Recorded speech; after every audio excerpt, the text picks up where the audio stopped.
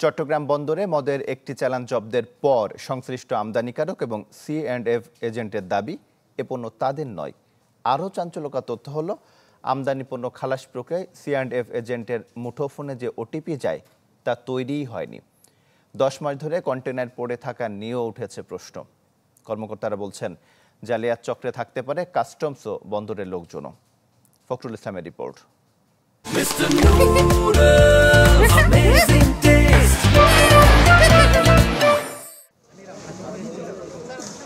গেল 4 সেপ্টেম্বর চট্টগ্রাম বন্দরে এক কন্টেইনার মদ জব্দ করে কাস্টমস।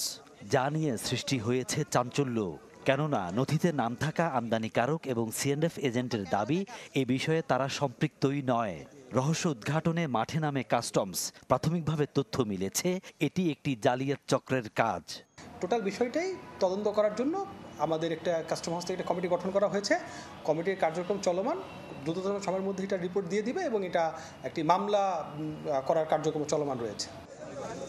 তথ্য বলছে ফেব্রিক্স ঘোষণায় চীন থেকে চালানটি চট্টগ্রাম আসে গেল বছরের ডিসেম্বরে।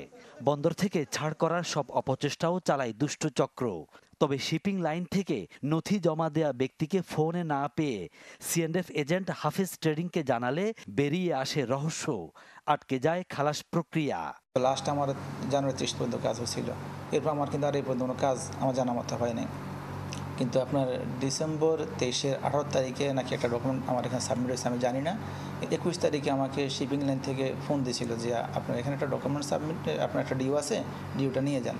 C&F বলছে দীর্ঘদিন তার হাতে কোনো কাজ নেই। এই সুযোগে হ্যাক করা হয় তার আইডি ও পাসওয়ার্ড। আবার নথিপত্র প্রক্রিয়াকালে কোনো ওটিপিও পাননি তিনি। এসব বিষয়ে কাস্টমসকে অবহিত করা হয় 10 মাস আগেই।